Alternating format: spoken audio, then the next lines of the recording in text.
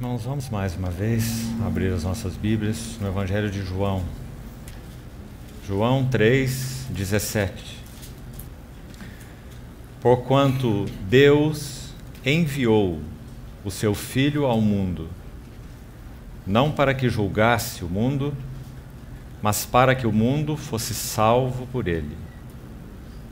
Deus enviou o seu Filho ao mundo. Verso 30. Convém que ele cresça e que eu diminua. Quem vem das alturas certamente está acima de todos. Quem vem da terra é terreno e fala da terra. Quem veio do céu está acima de todos e testifica o que tem visto e ouvido. Contudo, ninguém aceita o seu testemunho. Quem, todavia, lhe aceita o testemunho, por sua vez certifica que Deus é verdadeiro. Pois o enviado de Deus fala as palavras dele, porque Deus não dá o Espírito por medida. O Pai ama ao Filho, e todas as coisas tem confiado às suas mãos. Por isso quem crê no Filho tem a vida eterna. O que todavia se mantém rebelde contra o Filho não verá a vida, mas sobre ele permanece a ira de Deus. Vamos destacar o verso 34, uma vez mais. O enviado de Deus fala as palavras dele, porque Deus não dá o Espírito por medida. Vamos orar ao Senhor.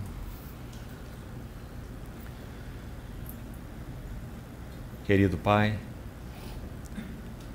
mais uma vez somos tão gratos porque podemos nos reunir, levantando nossos olhos como congregação Tua e olhando firmemente para Jesus, autor e consumador de nossa fé. Suplicamos o socorro do Senhor nessa noite de reunião.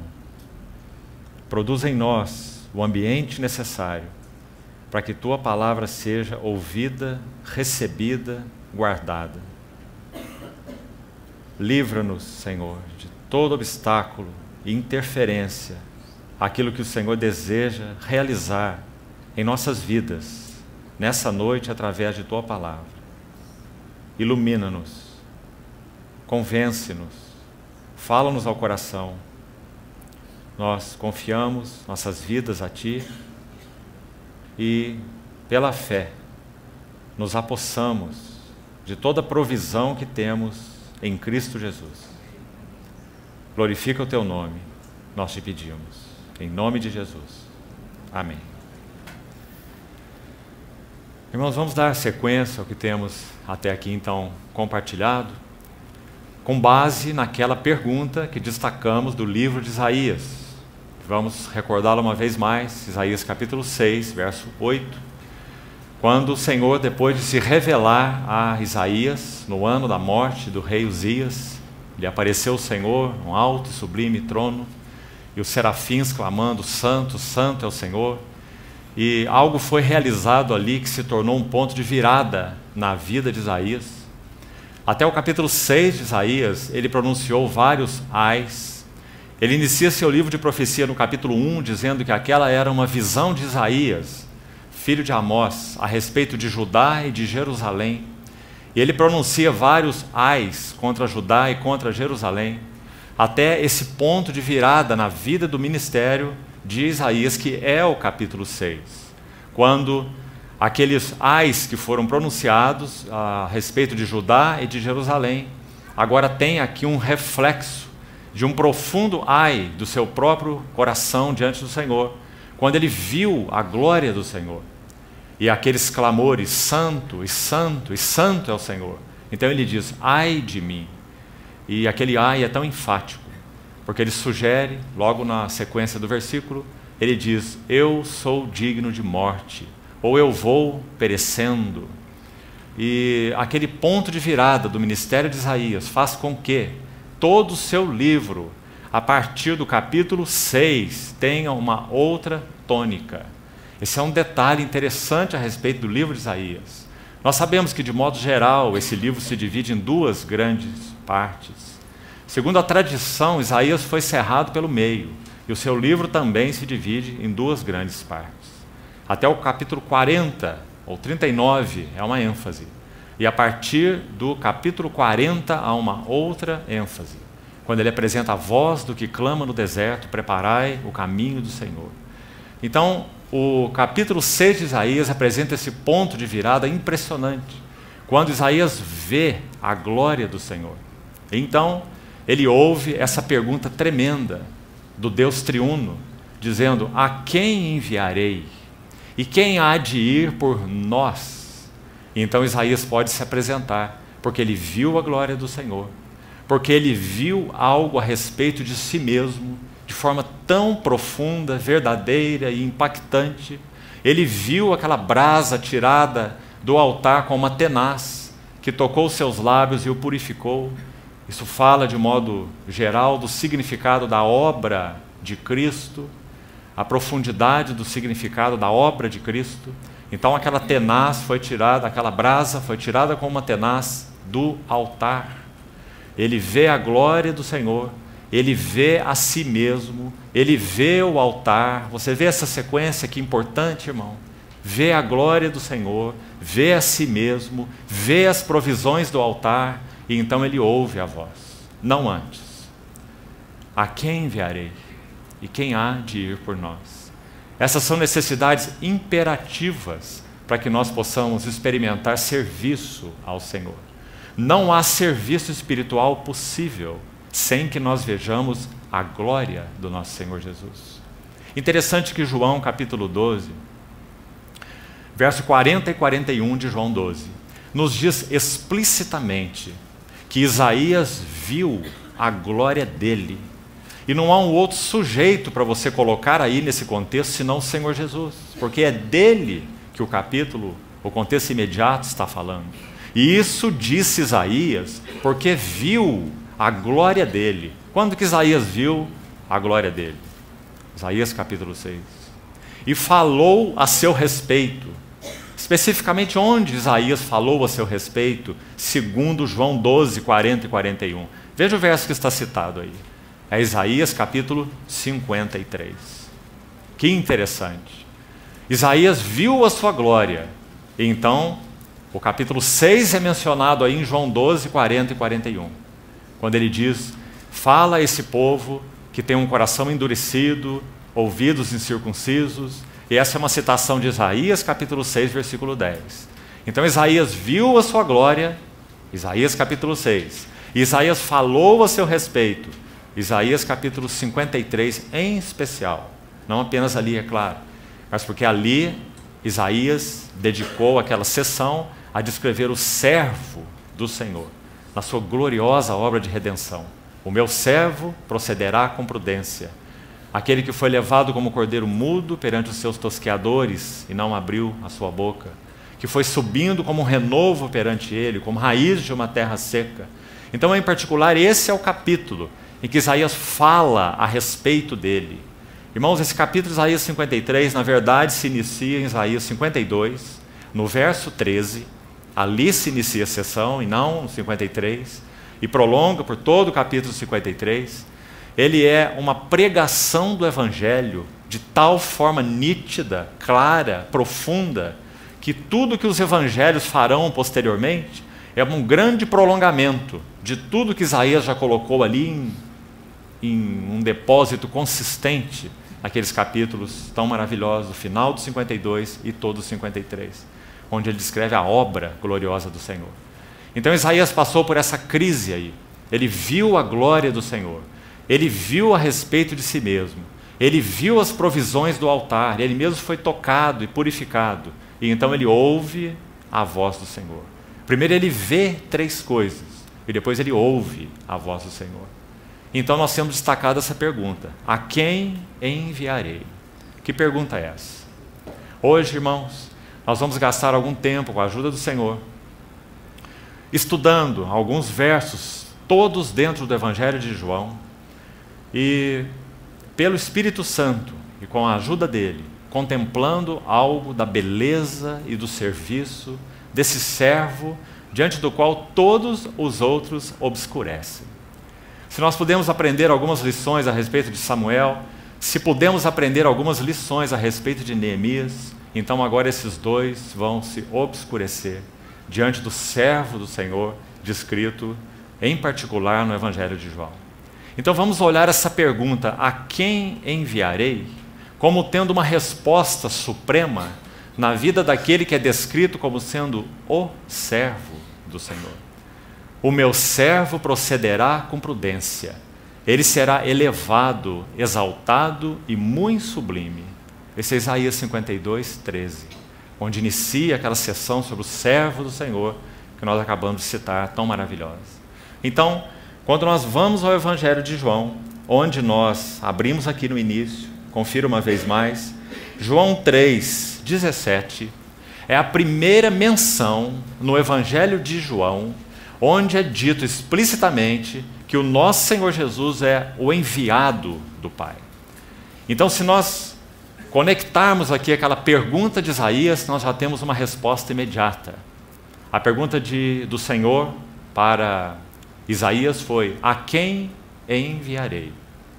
E nós vemos aqui no capítulo 3 de João, verso 17, Deus enviou o seu Filho ao mundo. Se você estudar o Evangelho de João com cuidado, você vai ver que a palavra enviou e as suas correlatos, as suas conjugações, enviado, por exemplo, é usada exaustivamente no Evangelho de João. O Senhor Jesus várias vezes referiu a si mesmo como aquele que o Pai enviou. Aquele que o Pai enviou. Ninguém pode vir a mim se o Pai que me enviou não o trouxer, e eu ressuscitarei no último dia. Muitas vezes o Senhor então usa essa expressão, o Pai que o enviou. Então nós vamos tomar essa pequena chavezinha dessa palavra enviou e enviado e vamos buscar essa trilha para nos ajudar a contemplar a beleza desse servo elevado, exaltado e muito sublime. Aquele que é dito no capítulo 53 de Isaías que toda a vontade do Senhor prosperaria nas suas mãos. Que servo tremendo esse, subindo como raiz de uma terra seca. Então João o descreve de uma maneira tão maravilhosa, quando seguimos essa chave através da palavra enviou, porque ele, sobretudo, é o enviado de Deus. E o enviado de Deus fala as palavras de Deus, porque Deus não dá o Espírito por medida. Então, a partir do capítulo 3, verso 17, onde temos essa expressão, Deus enviou o seu Filho, e no versículo 34, o enviado de Deus fala as palavras dele, nós vamos seguir dentro desse evangelho, pedindo ao nosso Senhor que abra os nossos olhos para contemplarmos algo mais da beleza, da supremacia desse servo com S maiúsculo, o servo do Senhor. Vamos ao capítulo 4, versículo 34. Veja o que diz esse verso. Disse-lhes Jesus: a minha comida consiste em fazer a vontade daquele que me enviou. Você vê, mais uma vez, a mesma expressão. Fazer a vontade daquele que me enviou e realizar a sua obra.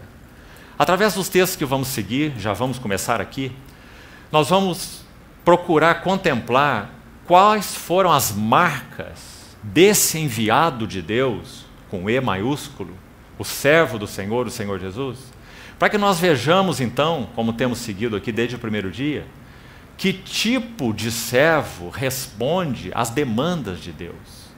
Irmãos, creio que tem ficado claro para nós, servos e servas do Senhor, o quanto nosso Senhor tem demandado da sua igreja nesses dias em que temos vivido.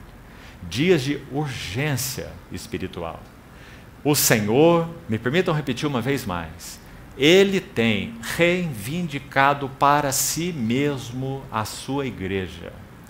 Nosso Senhor tem demonstrado de uma maneira tão particular, nos dias em que vivemos, o anseio dele de retornar para um povo que o ame. Temos visto com tanta nitidez que a medida da iniquidade dos amorreus já está até a borda, e cremos com todo o nosso coração que o nosso Senhor virá de modo iminente. Saiba, irmão, que um dia, um mês, um ano, 5 anos, 10 anos é iminência. Nós já temos 2000 anos de história da igreja. Nós não sabemos com certeza se nosso Senhor voltará daqui a 10 anos. Mas há um senso comum nos servos e servas de Deus, de que o nosso Senhor Jesus tem a sua vinda iminente. E nós estamos vivendo esses últimos dias. Então, realmente, que o Senhor guarde nosso coração, preserve-nos para Ele. A si mesmo se purifica todo que nele tem esta esperança. Qual é a nossa esperança? Vê-lo como Ele é.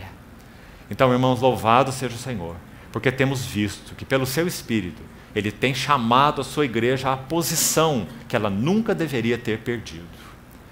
E essa posição é aquela posição de Maria de Betânia, assentada aos seus pés, ouvindo a sua palavra até o fim, para que então possa se levantar e servir.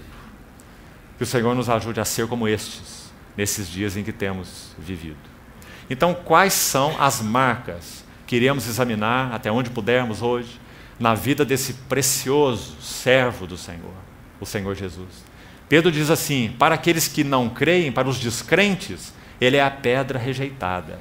Mas para nós, os que cremos, Ele é a preciosidade. Você se lembra essa palavra de Pedro? Ele é a preciosidade. A pedra que os construtores rejeitaram. Sabe o que mais ele diz naquele capítulo? 1 Pedro 2, verso 3, ele cita o Salmo 34, verso 8. Ali em 1 Pedro 2, aquele salmo que diz: ó, provai e vede que o Senhor é bom. Esse texto é citado em 1 Pedro 2, 3, o Salmo 34. Mas ali é colocado assim: desejai como crianças recém-nascidas o genuíno leite espiritual, para que por ele vos seja dado um crescimento para a salvação. Você vê que tipo de salvação Pedro está falando? Está falando da santificação de nossas almas. Um crescimento para a salvação. Isso significa, não beberemos esse leite exaustivamente, como crianças sedentas, a não ser que tenhamos uma experiência. Qual experiência? Se é que já tendes a experiência de que o Senhor é bondoso. Se você examinar essa palavra bondoso, conclusão que você vai chegar, ela é uma palavra mais bonita que bondoso. Deveria ter sido posta nas nossas traduções. A palavra é delicioso. Se é que já tendes a experiência que o Senhor é delicioso. E a forma como foi traduzida aí para o grego, se é que já tendes a experiência, a palavra do Salmo 34 é provai. E sabe o que ela significa? Degustai, saboreai. Então nós poderíamos traduzir esse verso assim: se é que já tendes saboreado que o Senhor é delicioso. Por isso Pedro diz, para nós Ele é a preciosidade. Então, irmãos, o que nós vemos nesse servo precioso, nesse servo delicioso? Ele é o objeto das delícias do Pai. Provérbios 8. Quando os fundamentos da terra eram lançados, ali estava eu, e eu era as suas delícias. Este é o meu filho amado, e nele eu tenho todo o meu contentamento. Como nós precisamos seguir as pisadas desse servo, para nós entendermos o que Deus demanda. Antes ainda de entrarmos já aqui no verso 34, já vamos a ele. Mas recordemos juntos algo de extrema importância. Nosso Senhor Jesus não apenas representa o que Deus é. Nosso Senhor Jesus representa tudo o que o homem deveria ser. E louvado seja o seu nome por isso. Quando nós olhamos para Ele, nós descobrimos, por um lado, o que Deus é. Por outro lado, tudo o que o homem devia ser e não foi. Mas o que Deus fez? Deus nos colocou em união vital com Cristo. Nós que estávamos em Adão, o homem falido, Ele nos colocou em união com Cristo, o homem que é delícias do seu coração. E enviou seu Espírito para fazer o que em nós? Para reproduzir em nós a biografia desse homem delicioso. Esse é o trabalho do Espírito Santo. Produzir em cada um daqueles nos quais Ele habita a biografia do Senhor Jesus. Então nós precisamos sim compreender, contemplar, mais que compreender por iluminação, contemplar por revelação, para que então esse Senhor maravilhoso possa ser realmente formado em nós. E assim, nós também, pela graça do Senhor e pelo trabalho do Espírito, poderemos ser servos e servas que respondem às demandas do coração do Senhor. Ouvindo aquela palavra dele a Isaías: a quem enviarei? Então nós também poderemos dizer: eis-me aqui, envia-me a mim, na medida em que Cristo estiver sendo formado em nós. Então, o primeiro item, nesse verso 34 do capítulo 4, aqui vamos começar. Lembre-se, nós vamos seguir a palavra enviou. Essa será a nossa chave, guia. Então, repetindo o verso 34. Minha comida. Aqui está algo que o Senhor Jesus se refere como sendo vital para ele. Humanamente falando, ninguém subsiste sem comida. Então, nosso Senhor Jesus diz: o que é mais vital, mais essencial para mim é fazer a vontade daquele que me enviou. Colocado de outra maneira, em uma palavra: obediência. Oh, irmão, que tema! Se nós queremos ser servos e servas que respondem e responderão às demandas de Deus no tempo do fim, há uma necessidade crucial em nossas vidas: nós obedecermos aquilo que o Senhor nos tem revelado. Porque o obedecer é melhor do que o sacrificar. E o atender é melhor do que a gordura de carneiros. E essa obediência era vital para Cristo. Vamos lembrar algo que numa outra ocasião nós já compartilhamos com os irmãos. Querido irmão, o que estava envolvido no Getsemane, lembra o que significa Getsemane? Significa prensa de azeite.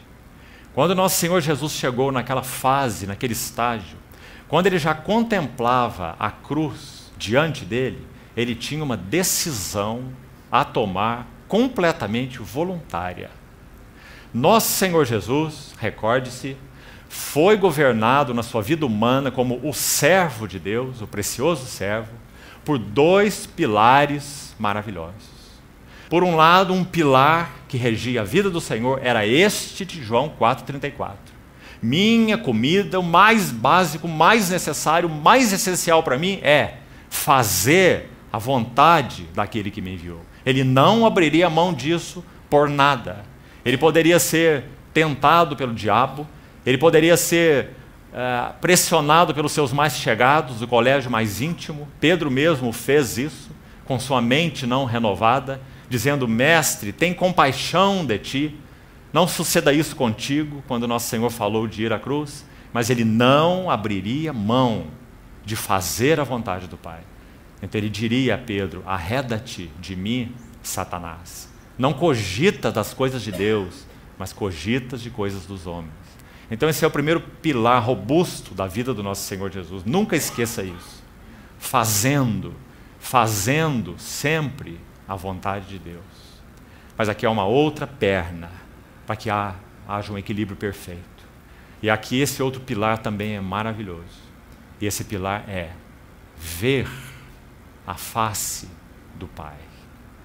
Irmão, o texto que citamos ontem, de Atos capítulo 2, quando Pedro cita o Salmo 16, talvez seja bom nós conferirmos juntos. Abra, por favor, Atos capítulo 2 e preste atenção ao que é dito aqui. Atos capítulo 2, veja o verso 25. Atos 2, 25, até o verso 28, Pedro está citando nessa sua pregação o Salmo 16. Então ele diz assim: porque a respeito dele diz Davi, observe, diante de mim, a respeito dele quem? Do nosso Senhor Jesus, porque Davi era profeta, mais que profeta, Davi foi mesmo um tipo de Cristo. Então Davi disse a respeito dele, diante de mim. Então quem é esse mim? Claro, literalmente é Davi, mas profeticamente é o nosso Senhor Jesus. Porque o Espírito Santo está nos dizendo pela boca de Pedro que o que foi dito aqui não foi sobre Davi, mas diante dele, ou a respeito dele, melhor, diz Davi. Então, diante de mim, e esse mim é o Senhor, então. Qual é o verbo aí, irmão? Via sempre o Senhor. Esse outro pilar da vida do Senhor Jesus está descrito aqui nessa frase de uma maneira bem clara. O segredo da vida humana do Senhor Jesus, em primeiro lugar, foi a submissão da sua vontade. A minha comida consiste em fazer a vontade daquele que me enviou. Então ele sempre submeteu a sua vontade, à vontade do Pai, essa era a sua comida, e por isso mesmo, ele sempre viu a face do Pai. Se ele falhasse na submissão da sua vontade, ele perderia de vista a face do Pai. Então essas coisas andam juntas, fazendo a vontade do Pai. E por isso mesmo, por causa da aprovação do Pai, sempre vendo a face do Pai. Então diante de mim, eu via sempre o Senhor. Esse é o outro pilar robusto da vida do nosso Senhor. Depois, o versículo continua assim: estando ele à minha direita, para que eu não seja abalado. Qual é esse segundo aspecto da vida humana do Senhor? Ele teve uma firmeza total com respeito às tentações. Por quê? Por causa do segundo pilar. Diante de mim eu via sempre o Senhor. Consequência? Ele está à minha direita para que eu não seja abalado. Qual é o segredo da vitória do Senhor sobre as tentações? Diante de mim eu via sempre o Senhor. Um certo servo de Deus do passado disse assim, escute isso: quando você estiver diante de uma tentação, seja ela qual for, você sempre será vencido pela pessoa que for mais real para você. Que interessante, irmão. O Senhor Jesus foi vitorioso sobre todas as tentações, porque havia uma pessoa, sobretudo, que era a mais real para ele. E essa era a pessoa do seu Pai. Então, diante de mim, eu via sempre o Senhor. Ele está à minha direita, para que eu não seja abalado. Terceiro aspecto nesse texto, da vitória do Senhor Jesus na sua vida e obra, é a vitória dele sobre sua morte. Porque diante dele ele sempre via o Senhor, porque ele não foi abalado diante das tentações. Então, qual foi o resultado? Ora, então quem entrou no túmulo é o homem provado e aprovado. É assim que Pedro começa o seu sermão. Jesus, Atos 2:22. Jesus, o Nazareno, varão aprovado por Deus. E sabe onde ele explica nessa pregação dele, como e por que ele foi aprovado? Aí, quando ele cita o Salmo 16. Porque diante dele ele sempre via o Senhor. Porque o Senhor estava à sua direita e ele não foi abalado. Ele resistiu a tudo até o fim. E depois ele entrou na morte como varão aprovado, e então, Pedro vai dizer, não havia outra consequência possível. Senão, ele rompeu os grilhões da morte. Porque era impossível que ele fosse retido por ela. Então, o restante dos versos, 26, 27 e 28, vai dizer, vai expressar a vitória do Senhor na morte. Veja que lindo. Por isso se alegrou o meu coração e minha língua exultou. Além disso, também minha própria carne repousará em esperança. Ele sabia disso, porque é o varão aprovado por Deus. Ele ouviu isso antes de iniciar o seu ministério. Jordão, este é o meu filho amado, em quem me comprazo. Ele ouviu isso depois de 3 anos de ministério. Monte da Transfiguração. Este é o meu filho, o meu eleito, a ele ouvir. No Evangelho de Lucas, o céu se abre 3 vezes. Capítulo 3, 9 e 24. No capítulo 3, o Senhor está no Jordão e os céus não se contêm. O céu se abre. Ele já viveu 30 anos de uma vida maravilhosa. Então os céus se abrem e a voz do Pai é ouvida. Este é o meu filho amado e nele eu me comprazo.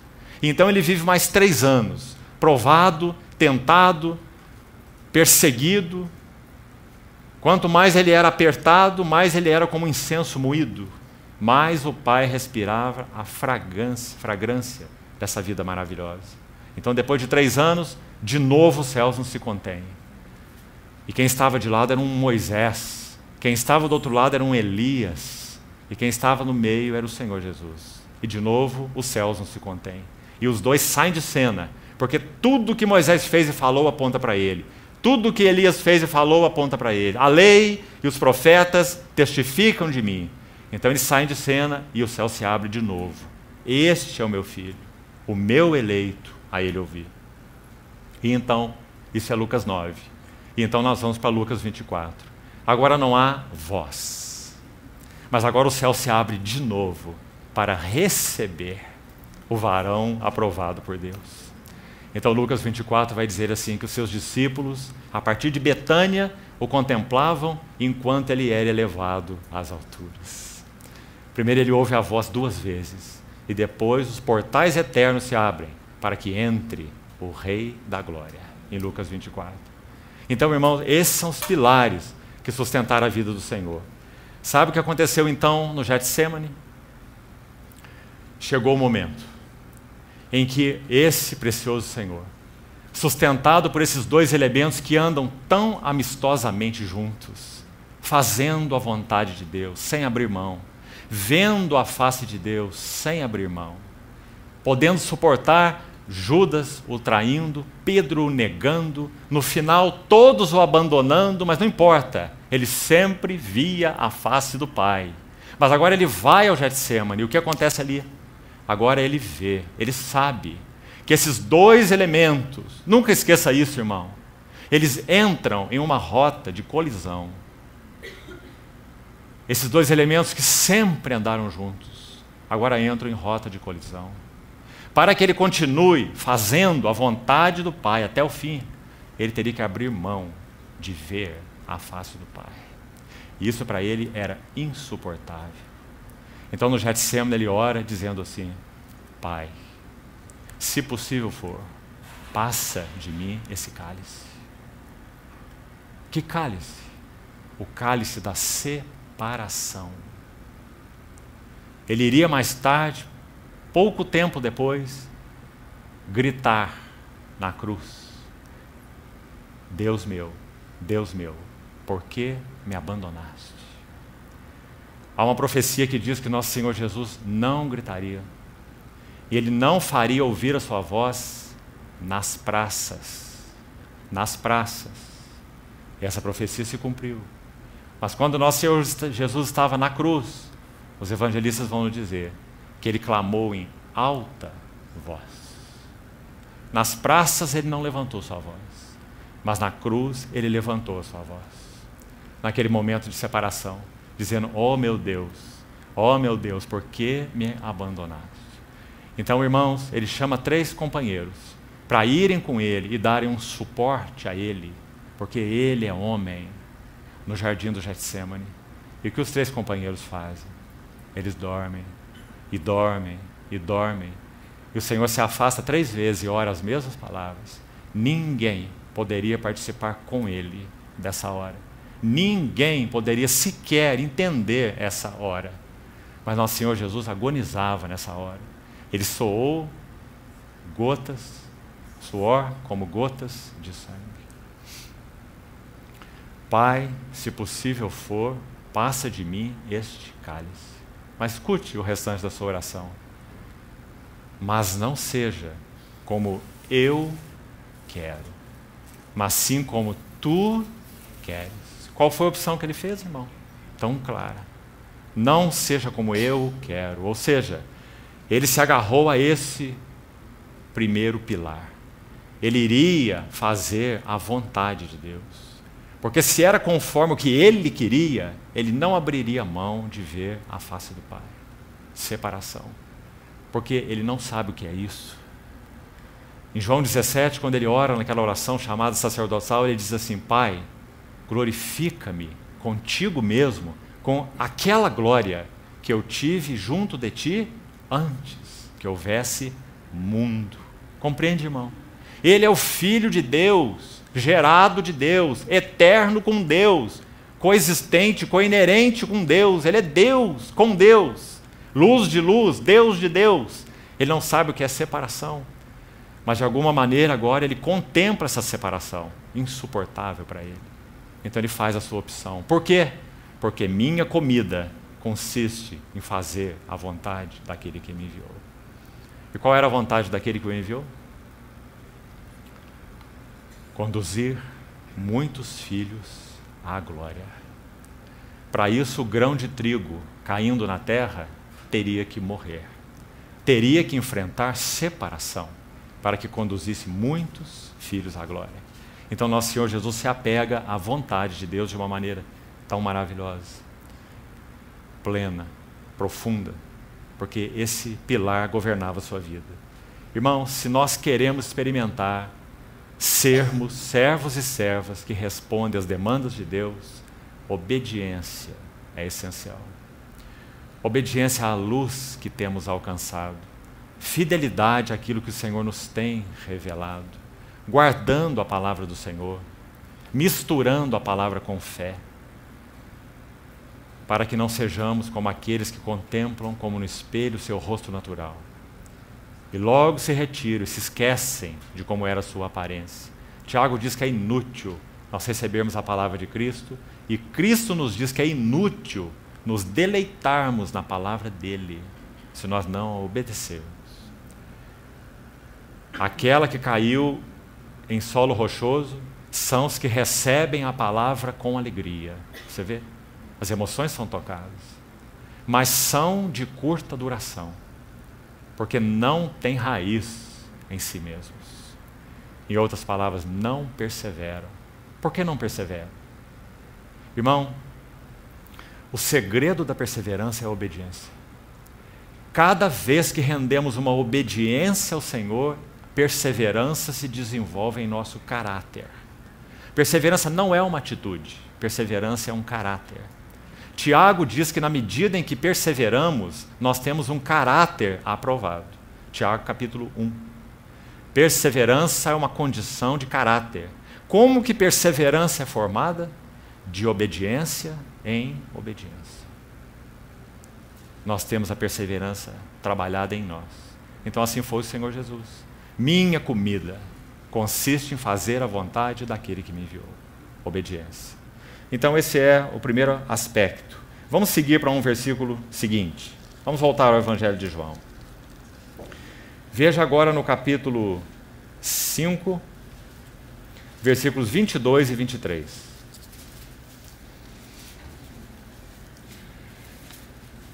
Interessante texto. Veja. João 5, 22 e 23. E o Pai a ninguém julga, mas ao Filho confiou todo o julgamento, a fim de que todos honrem o Filho, do modo por que honram o Pai. Quem não honra o Filho, não honra o Pai que o enviou. Vamos ver algumas coisas nesse versículo para nos ajudar. Primeiro, verso 22, muito interessante, de muita ajuda para nós.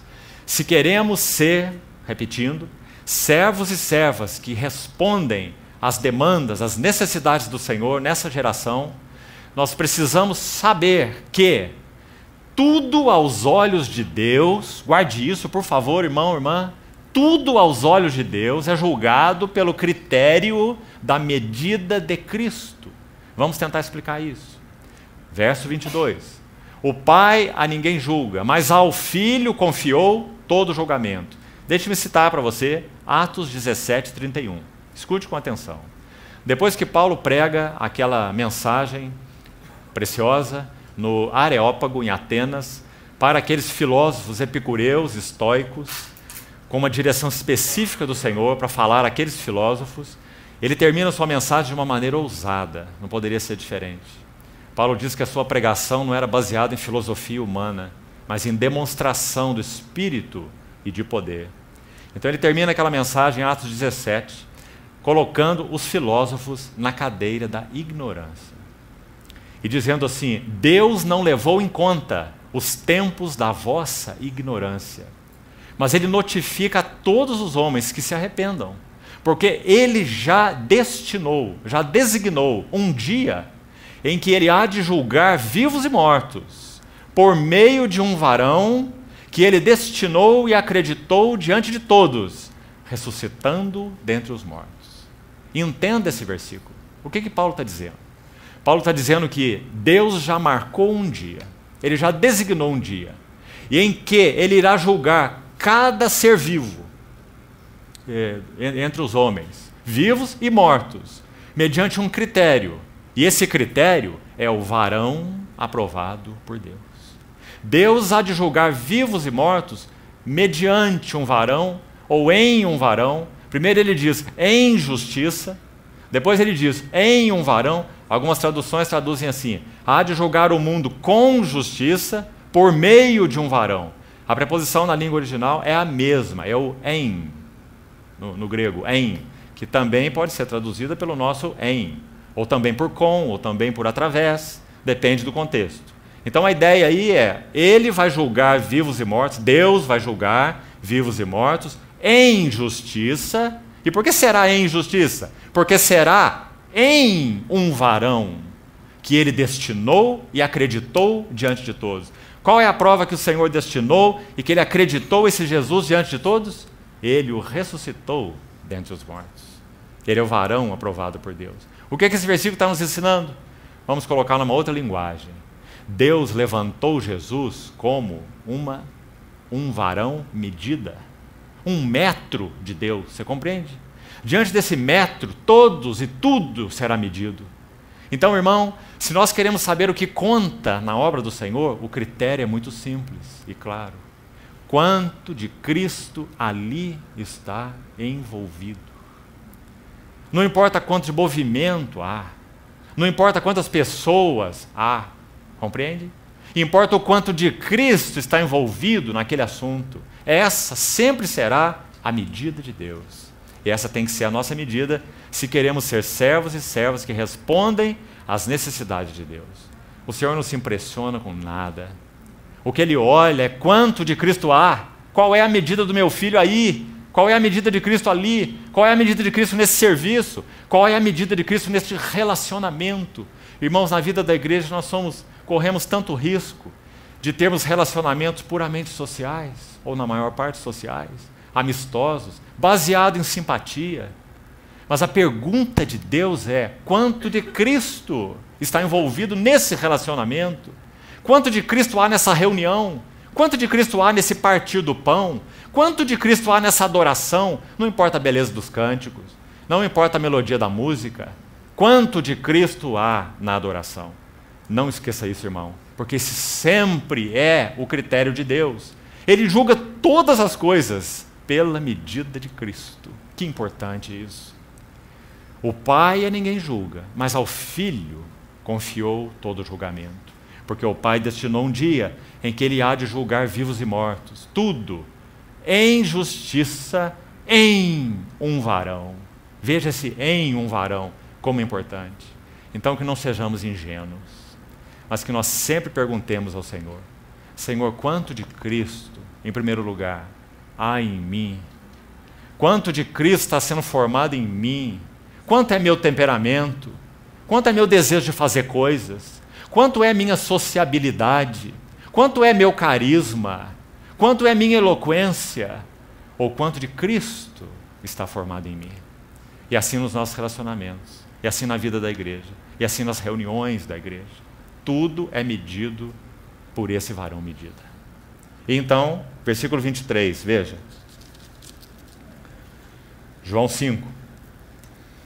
A fim de que todos honrem o Filho, do modo por que honram o Pai. Quem não honra o Filho, não honra o Pai que o enviou. O motivo desse versículo 23, já colocamos numa frase anterior, é que o Senhor Jesus não apenas representa o que Deus é, mas o Senhor Jesus representa tudo que o homem deveria ser. Então, quando nós honramos o Filho, nós honramos o Pai. Quando não honramos o Filho, não honramos o Pai. Então, esse seria um segundo princípio importante nós detectarmos aí nessa questão do Senhor Jesus ser o enviado como varão medida de Deus. Ao Filho que foi enviado está confiado todo o julgamento. Versículo 23, a última palavra, enviou. Como nós falamos, esse está sendo nosso trilho, né? Enviou. Não honra o Pai que o enviou. Vamos seguir para mais um verso dentro desse capítulo mesmo. Olha o verso 30. Mais um critério importante aqui. Eu nada posso fazer de mim mesmo. Na forma por que ouço, julgo. O meu juízo é justo, porque não procuro a minha própria vontade, e sim a vontade daquele que me enviou. Mais uma vez a palavra enviou. O que está envolvido agora nesse contexto? Procuro a vontade daquele que me enviou. Nós já falamos um pouco sobre isso no capítulo 4, verso 34. Minha comida consiste em fazer a vontade daquele que me enviou. Mas vamos acrescentar algo aqui. Olhe, por favor, rapidamente, no capítulo 7 de João, veja que verso interessante, para nos ajudar a entender aqui esse ponto. João 7, 17. Se alguém quiser fazer a vontade dele, veja que o assunto é o mesmo ainda, fazer a vontade dele, conhecerá a respeito da doutrina, se ela é de Deus ou se falo por mim mesmo.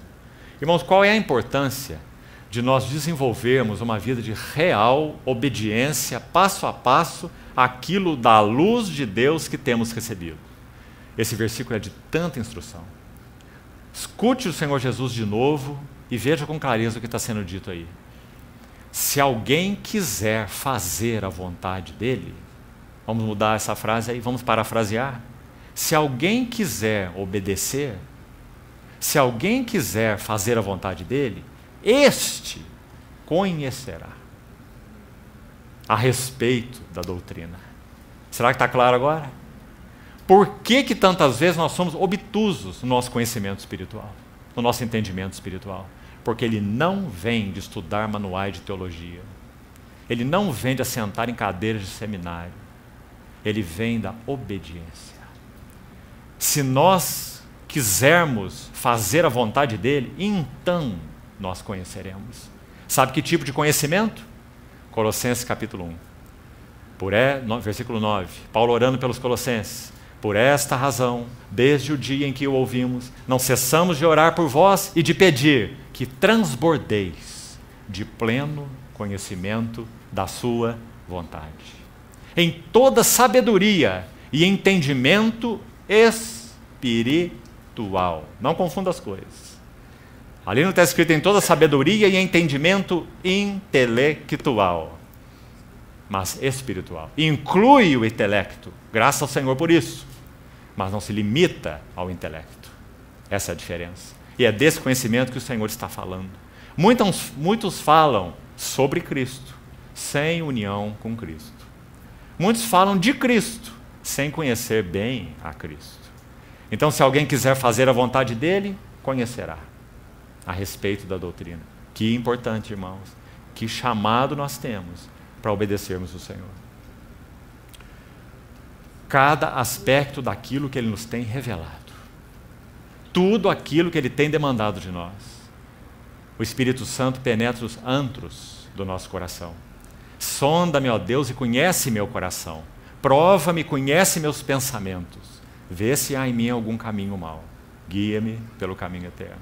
Na medida em que prestamos obediência, de obediência em obediência, nós vamos conhecendo espiritualmente a realidade de quem é o nosso Senhor. Então nós temos uma Bíblia nova. Compreende? Uma Bíblia nova. Porque agora nós conhecemos. Houve um servo de Deus no passado que muitos pregavam sobre Isaías capítulo 53, talvez um dos capítulos mais pregados até hoje, nesses 2000 anos de história da igreja. Isaías 53. É dito que quando esse irmão se levantava e lia Isaías 53, ele já podia se assentar. Bastava que ele lesse Isaías 53. Seu relacionamento, seu conhecimento do Senhor era tão íntimo, que quando ele lia Isaías 53, ele não precisava dizer mais nada. Ele conhecia aquele de quem aquelas palavras se referiam, que foi subindo como raiz de uma terra seca, sem formosura, aquele que não tinha nenhuma beleza que que nos atraísse. O cordeiro mudo perante os seus tosqueadores, que não abre sua boca. Aquele que foi contado entre os transgressores. Sabe, irmão, certa vez, durante o período de revolução comunista na China, um irmão que nós tivemos o privilégio de conhecer há muitos anos atrás, quase 30 anos atrás, um irmão, então, chinês, ele estava conosco compartilhando a palavra de Deus. E ele passou 22 anos numa prisão comunista. Uma prisão em que as pessoas que entravam ali numa plantação de arroz, num lugar extremamente frio, trabalhando o tempo todo nos campos de trabalho forçado, com aquela água pela coxa, nas plantações de arroz, e dormindo numa pequena cabana de bambu e cultivando arroz. Então os prisioneiros ali diziam assim: você chegou aqui hoje, quando o inchaço subindo pelas suas pernas atingir o seu abdômen, você morre. Em outras palavras, você não vai durar aqui mais do que 6 meses. Essa era a média do tempo de vida dos plantadores, dos cultivadores de arroz naquele campo de concentração. Esse irmão viveu naquele campo 22 anos. E depois de 22 anos, ele foi libertado, então pôde viajar a alguns países, inclusive ao Brasil, e pregar a palavra de Deus.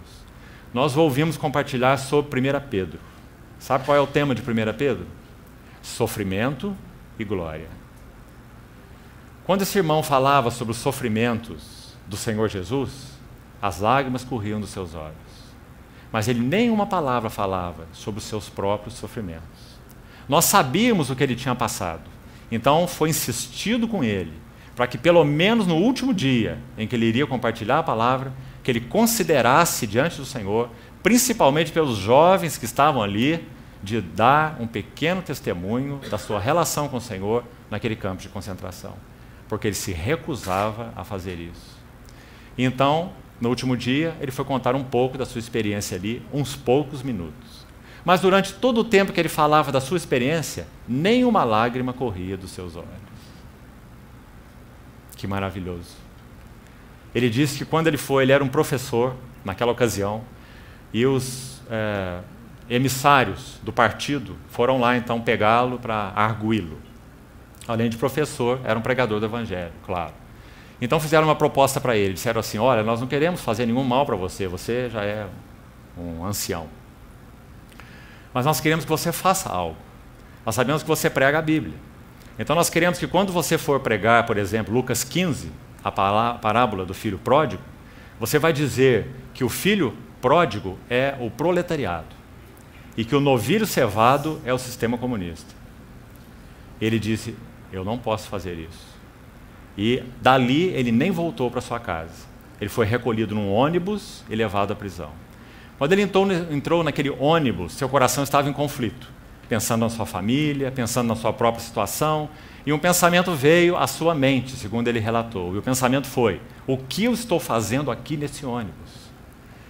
Ele olhava para o seu lado e via pessoas, ladrões, prostitutas, no mesmo ônibus. Ele olhava para aquelas pessoas e pensava: o que eu estou fazendo nesse ônibus? Então o Senhor falou assim no seu coração: ele foi contado com os transgressores. Isaías 53. E essa palavra, ele foi contado com os transgressores, sustentou o nosso irmão 22 anos numa prisão comunista. Louvado seja o nosso Senhor. Se alguém quiser fazer a vontade dele, conhecerá a respeito da doutrina. Ah, irmãos, que o Senhor nos ajude. Vamos seguir um pouco mais. Ainda no capítulo 6, no capítulo 5, um pouco mais sobre esse verso 30, onde nós estamos, capítulo 5, verso 30. Vamos observar algo interessante, precioso aqui. Quando o Senhor Jesus diz assim: eu nada posso fazer de mim mesmo, na forma porque eu ouço, julgo. Meu juízo é justo porque não procuro minha própria vontade, e sim a vontade daquele que me enviou. Primeira frase do versículo, mais uma lição. Eu nada. Irmãos, são duas palavras que, à primeira vista, não combinam nada com o nosso Senhor. porque ele não é um qualquer. Ele é o Verbo encarnado de Deus. Ele é o resplendor da glória e a expressão exata do seu ser. Ele é o Filho unigênito do Pai. Ele é aquele sobre o qual ou no qual tudo subsiste. Ele é o herdeiro de todas as coisas. Ele sustenta todas as coisas pela palavra do seu poder. É esse que está dizendo: eu nada. À primeira vista são palavras que não combinam com ele. O que está acontecendo aqui? O Filho eterno de Deus abriu mão de sua glória, não de sua divindade. Isso é impossível. Mas ele abriu mão de sua glória e do uso dos atributos da divindade. E então se velou de carne humana e viveu uma vida obediente até a morte e morte de cruz. Então, com relação a essa condição, sim, é claro, essa palavra é totalmente acertada. Eu nada posso fazer de mim mesmo. Que lição para nós, irmãos. O apóstolo Paulo diz assim, 2 Coríntios 12, quando ele fala sobre as visões e revelações do Senhor. Lá no verso 11, 12 desse capítulo, ele diz assim: eu em nada sou inferior a esses tais apóstolos, que estavam ali enganando os coríntios. Aí ele fala sobre ele assim: ainda que nada sou. Ainda que nada sou. Mas sabe o que ele fala em Colossenses 3, 11? Em Cristo não há grego nem judeu, bárbaro, cita, escravo, livre, porém Cristo é tudo. E em todos. Esse é o segredo. Que equilíbrio maravilhoso. Esse mesmo que disse em 2 Coríntios 12, nada sou, diz em Colossenses 3, Cristo é tudo. Esse é o segredo que nós precisamos aprender. Nós buscamos muita coisa em nós. Nós trabalhamos com nossos próprios recursos. Escute de novo Paulo falando agora em 2 Coríntios 3, no verso 5. Não que nós, por nós mesmos, sejamos capazes de pensar alguma coisa como se partisse de nós, mas a nossa suficiência vem de Deus. Que segredo ele descobriu, irmão? Ele não precisava ser forte. Onde ele descobriu isso? 2 Coríntios 12. Ali ele relata, né, o que ele descobriu. Senhor, afasta de mim esse espinho. Senhor, esse espinho me faz tão fraco. Senhor, esse espinho me perturba tanto. Esse espinho é tão complicado. Eu não suporto esse espinho. A minha graça te basta, porque o meu poder se aperfeiçoa na fraqueza. E qual foi a conclusão da experiência dele? Portanto, eu me gloriarei nas próprias fraquezas, para que sobre mim repouse o poder de Deus. Nós não podemos aprender isso, irmão, em livros de teologia sistemática. Nós temos que aprender isso como discípulos de Cristo, seguindo fielmente os passos desse que disse: eu nada posso fazer de mim mesmo. Diante de mim via sempre o Senhor. Nosso Senhor Jesus viveu a realidade desse segredo. Aprendeu não viver de si. Aprendeu não viver em si. Aprendeu não viver para si. Aliás, esse já era o seu modo de vida. Vamos usar essa expressão. Quando Filho eterno. Porque quando João diz assim, no princípio era o Verbo, é ele mesmo, é o Filho mesmo. E o Verbo estava com Deus. E o Verbo era Deus. Esse com, pros, significa que estava naquela contemplação da face do Pai, como que gravitando em torno de Deus o Pai. A segunda pessoa da divindade, o Filho eterno. Então, aqui está ele encarnado, dizendo: eu nada posso fazer de mim mesmo. Vamos seguir um pouquinho mais. Capítulo 6, verso 57. Mais uma vez a palavra mencionada. 6, 57. Assim como o Pai que vive me enviou. Mais uma vez. E igualmente eu vivo pelo Pai. Também quem de mim se alimenta, por mim viverá. Aqui está mais uma lição no contexto da palavra enviou. O que esse enviado de Deus, nosso Senhor Jesus, sabia? Ele sabia viver pelo Pai. Agora, cuidado com esse pelo. Esse pelo, se você for interpretar corretamente no contexto, ele significa em. É viver por meio, através, em. Veja o versículo 56, o imediatamente anterior, vai deixar claro. Veja aí. Quem come minha carne e bebe o meu sangue, veja a consequência, permanece em. Viu? Permanece em mim e eu nele. Assim como. Então esse assim como está interpretando para nós o pelo aí, não é? Esse pelo aí é como diz o verso 56. Então, assim como o Pai que vive me enviou, igualmente eu vivo pelo Pai. Então a ideia está clara. Quem de mim se alimenta, por mim viverá. Quem come da minha carne, bebe do meu sangue, permanece em mim, assim como o Senhor permanecia no Pai. E aqui vamos só citar uma coisa, uma ilustração rápida para seguirmos. Não sei se você conhece o trato, a história de Deus, no trabalho de Deus na vida de Abraão, desde que o Senhor o chamou. Se você estudá-la, você vai ver de modo simples que quando Abraão erige 4 altares, o último fala dessa relação. Naquele primeiro altar que Abraão edifica em Gênesis 12:7, foi o primeiro ponto em que ele estava sendo chamado para viver de Deus. Antes ele vivia do quê? Dos ídolos. Ele foi chamado da terra dos ídolos. Agora ele ia aprender a viver de Deus. No altar seguinte, logo no versículo 8, Abraão iria aprender a viver para Deus. O de sempre está lá ao lado do para. Ele é o complemento do para. Nós somos chamados de para Deus. Mas Abraão vai seguindo mais. Então nós chegamos em Gênesis 13, lá no versículo 18. Ele levanta o terceiro altar. Ali ele está aprendendo a viver com Deus. Ele levanta aquele altar nos carvalhais de Manre, que estão junto a Hebrom. E Hebrom significa comunhão, com. Então Abraão está aprendendo a viver com Deus, comunhão, Hebrom. Mas ainda falta um passo. Não apenas viver de Deus, não apenas viver para Deus, e nem ainda viver com Deus. Mas o ponto final é aprender a viver em Deus. E onde Abraão aprende a viver em Deus? Moriá, Gênesis 22, quando ele oferece Isaque. Por que nós sabemos disso? Aquele que habita no esconderijo do Altíssimo descansa à sombra do Onipotente. Abraão encontrou um lugar em Deus de tal forma que ele poderia oferecer aquele dom precioso, Isaque, sobre o qual repousava toda a promessa.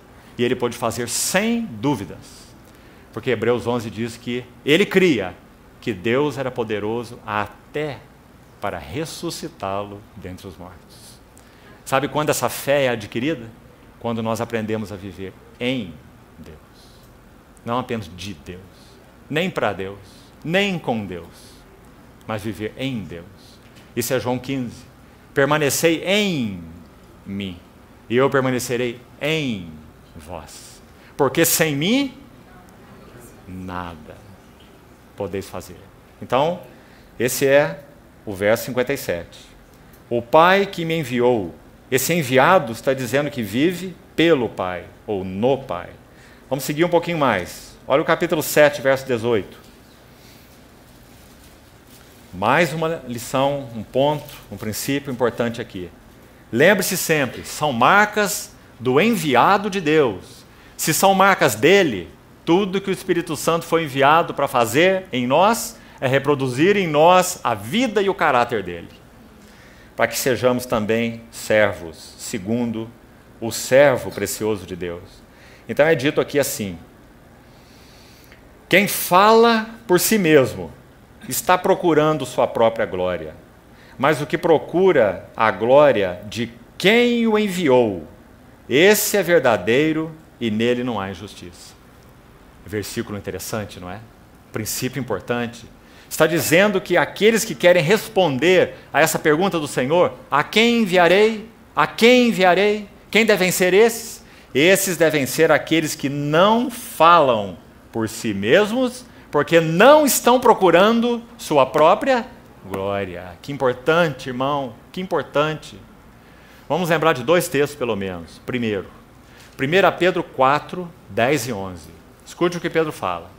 Ele diz assim: servi uns aos outros, cada um conforme o dom que recebeu. Preste atenção. Como bons dispenseiros da multiforme graça de Deus.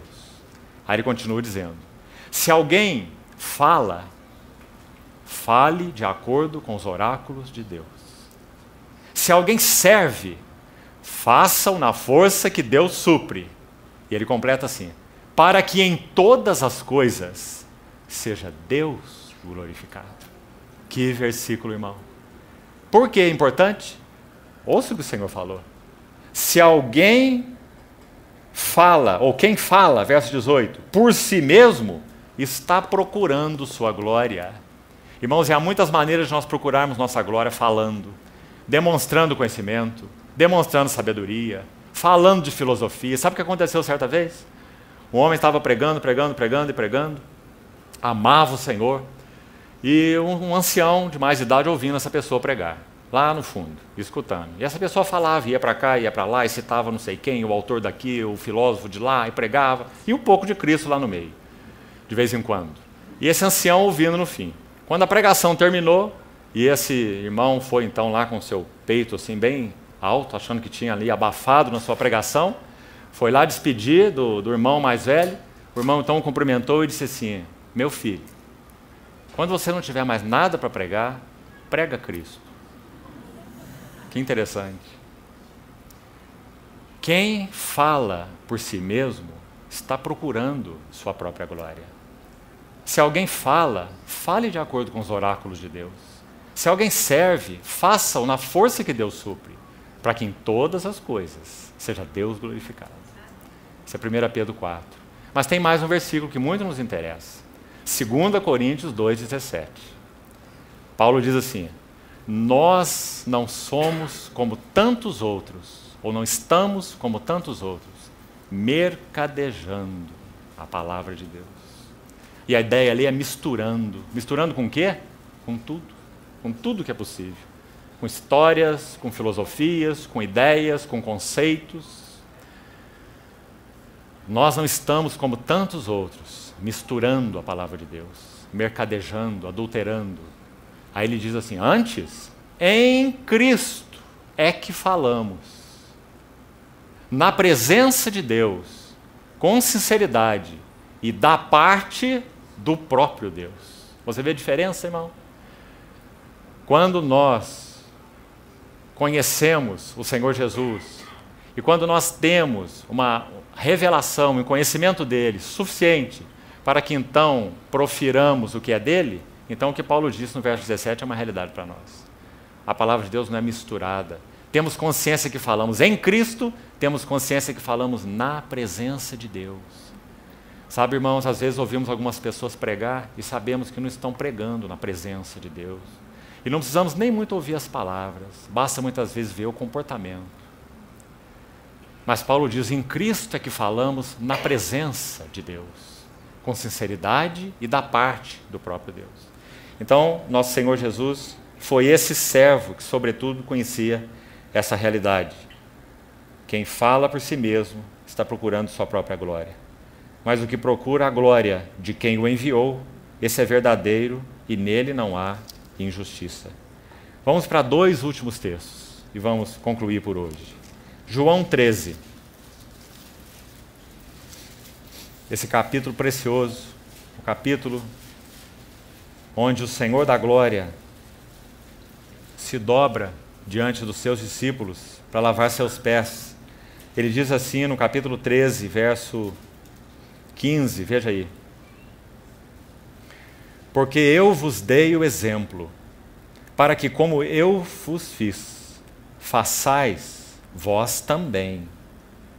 Escute agora: em verdade vos digo, que o servo não é maior do que o seu senhor, e nem o enviado,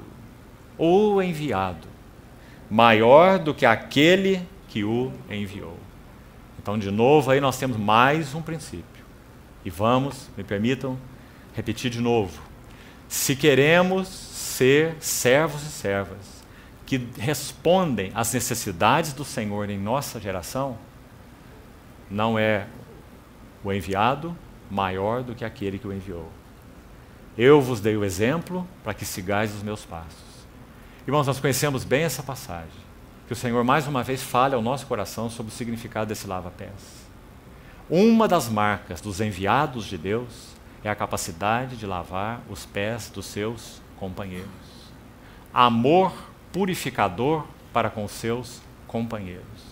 Irmão, você pode imaginar o nosso Senhor lavando os pés de Judas? Você pode imaginar o que estava no coração do nosso Senhor? Creio que nós não podemos imaginar. Mas nosso Senhor poderia pensar assim: eu estou lavando os pés de um hipócrita e eu sei que ele é um hipócrita. Ele vai se retirar logo daqui e vai me vender.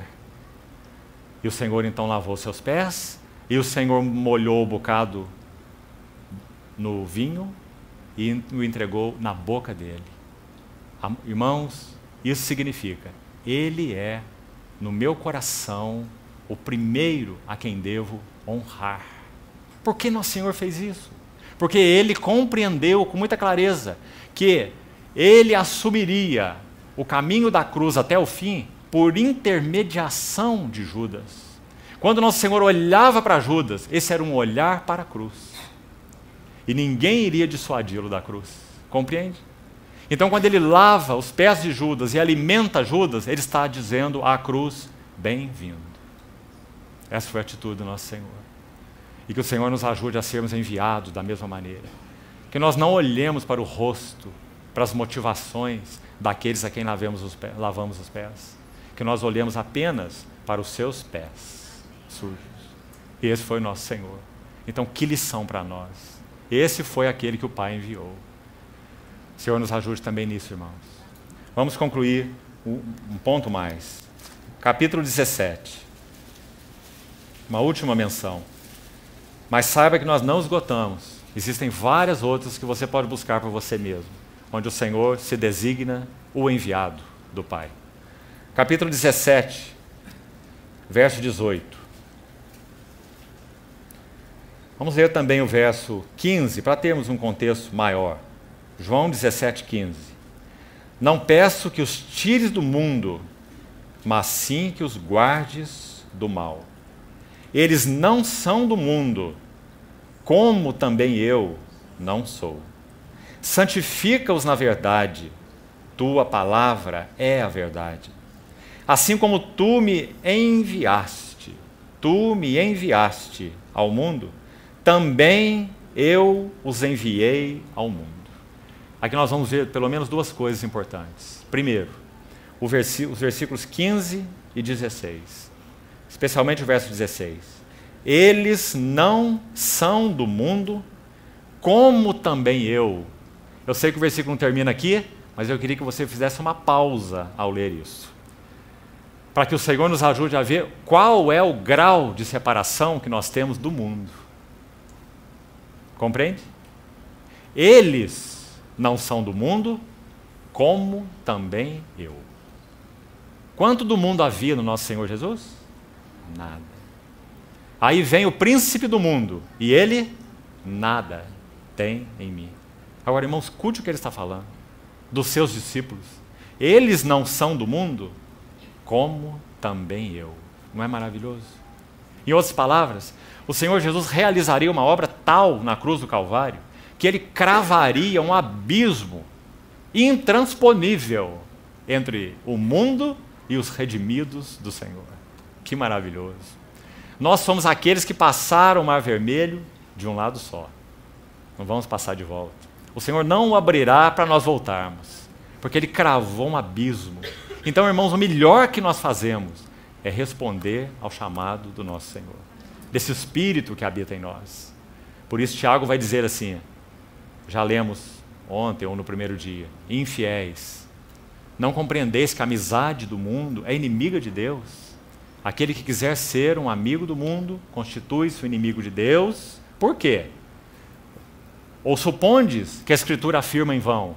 É com ciúme que o Espírito anseia por vós. o Espírito que Ele fez habitar em vós. Que coisa preciosa. Ele nunca vai nos deixar confortáveis no mundo, porque um abismo foi cravado entre os que creram realmente e o mundo. O mesmo abismo que o nosso Senhor Jesus experimentou.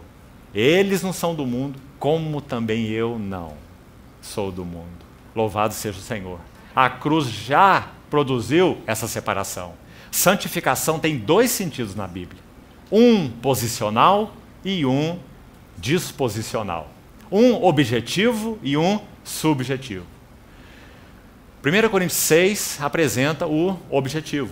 Diz assim que nós já fomos santificados, já fomos justificados, as duas coisas, em Cristo Jesus. Isso se refere à nossa santificação posicional. Nós estávamos no mundo, nós estávamos em Adão, agora nós já fomos santificados, no sentido de estamos em Cristo, estamos numa posição santa, estamos separados. Esse é um sentido. Santificados em Cristo.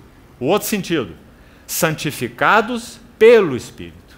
E essa então é a nossa santificação, que vai se processando dia a dia, na medida que nós vamos sendo transformados de glória em glória na sua própria imagem, pelo Espírito de santificação. Então, esse é o verso 16. E agora vamos concluir com esse verso 18, onde aparece a palavra enviou. Assim como tu me enviaste ao mundo, também eu os enviei ao mundo. E talvez o melhor para nós fazermos aqui, para concluirmos com esse assunto, é abrirmos Hebreus 11. E aqui vamos terminar.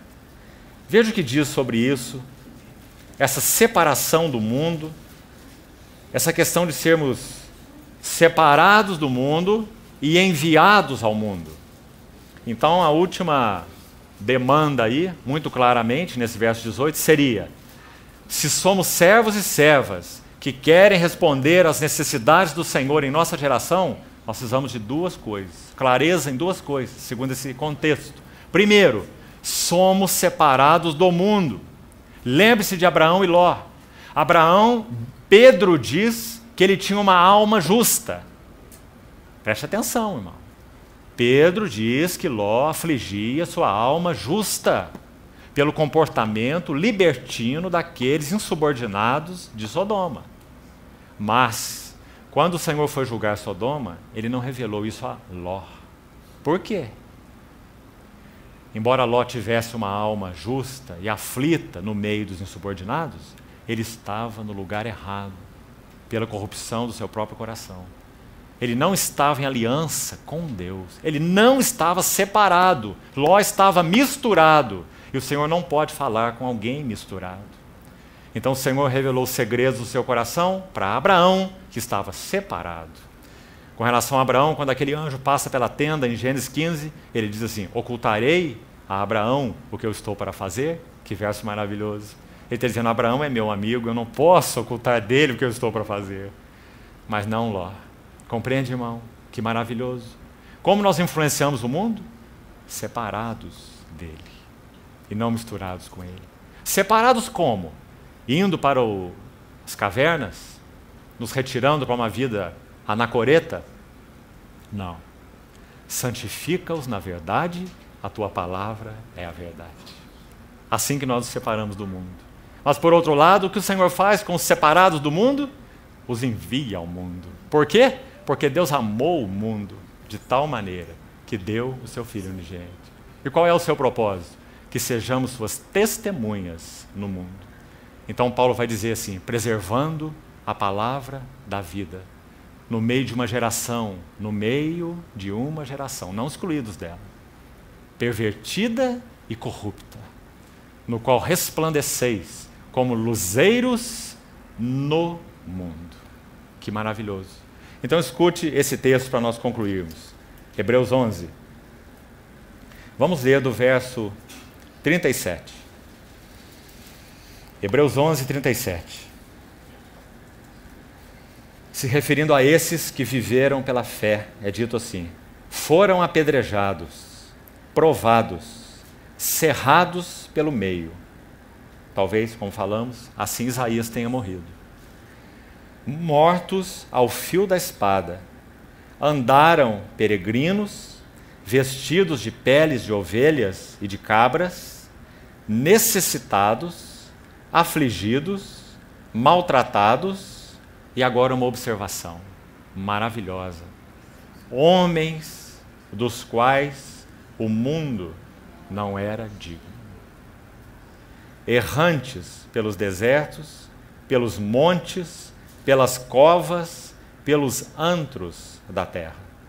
Ora, todos estes que obtiveram bom testemunho por sua fé, não obtiveram, contudo, a concretização da promessa, por haver Deus provido coisa superior a nosso respeito, para que eles sem nós não fossem aperfeiçoados. Me permito comentar esse texto tão lindo, pelo menos de uma maneira.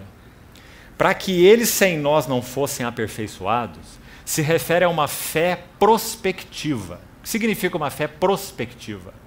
Você tem muita ilustração disso no capítulo 11 de Hebreus. Significa o seguinte. Exemplo, verso 23, quando fala de Moisés. Diz que Moisés, especificamente verso 27, leia desde o 23, o verso 27 diz: pela fé ele abandonou o Egito, não ficou amedrontado pela cólera do rei, antes permaneceu firme, como quem vê aquele que é invisível. Isso é uma fé prospectiva. Então, quando é dito que esses que jornadearam pela fé, eles puderam, sobretudo, ver o que para outros era invisível, Noé viu o que para todos era invisível e fez a sua arca, Abraão viu o que para todos era invisível e ofereceu o seu filho, Moisés viu o que era invisível para todos e abandonou o Egito e suportou a cólera do rei, e todos que viveram pela fé. Por que isso está escrito no capítulo 11 de Hebreus? Para que nós aprendamos que aguardar o nosso Senhor até que Ele venha requererá de nós uma fé prospectiva. Nós também devemos ser aqueles que veem o que é invisível. Eles, sem nós, não seriam aperfeiçoados. Mas porque eles foram abençoados, porque eles se tornaram herdeiros, como é dito de Noé, por exemplo, da justiça que vem da fé. Moisés é dito que ele recebeu o galardão, e assim todos são citados aí. Por quê? Porque todos tiveram uma fé prospectiva. E nós, da mesma maneira. Irmão, se nós hoje não tivermos essa fé prospectiva, nós iremos nos corromper. Porque nós viveremos como Esaú, de que me vale o direito de primogenitura, se eu agora estou morrendo de fome. Que o Senhor nos guarde. Sabe o que é dito em Lucas 12? A mesma fé prospectiva. É dito assim, Lucas 12, 11 e 12. O Senhor falando para os seus discípulos: quando vos levarem diante das autoridades para vos arguírem a respeito de vossa fé, ele diz assim: não vos inquieteis, não vos preocupeis, porque o Espírito Santo, naquele momento, vos dirá o que deveis responder. Graças ao Senhor, porque nós podemos viver essa fé prospectiva. Eles perseveraram por causa dessa fé. E esse é um chamado também para nós. Eles viveram essa fé de tal modo a serem herdeiros e abençoados. Então o autor de Hebreus está fazendo aí uma lógica inescapável. Ele está dizendo que se eles viveram assim, foram galardoados e foram abençoados, mas ainda assim, sem nós, não fossem aperfeiçoados, e quanto a nós? Então todo o capítulo 11 vai ministrar essa vida da fé, que é necessário. Então o Senhor nos separou do mundo, o Senhor nos enviou ao mundo, e como nós podemos viver no mundo de forma sadia e respondendo às demandas do Senhor, em serviço a Ele? Com essa fé prospectiva. Porque nós também vemos aquilo que é invisível. Me permita, abra por favor comigo, Isaías, escute isso, Isaías 52,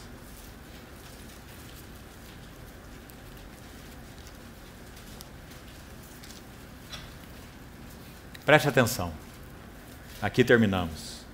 Isaías 52, 7 e 8. Que formosos são sobre os montes os pés do que anuncia as boas novas, que faz ouvir a paz, que anuncia coisas boas, que faz ouvir a salvação e que diz a Sião: o teu Deus reina.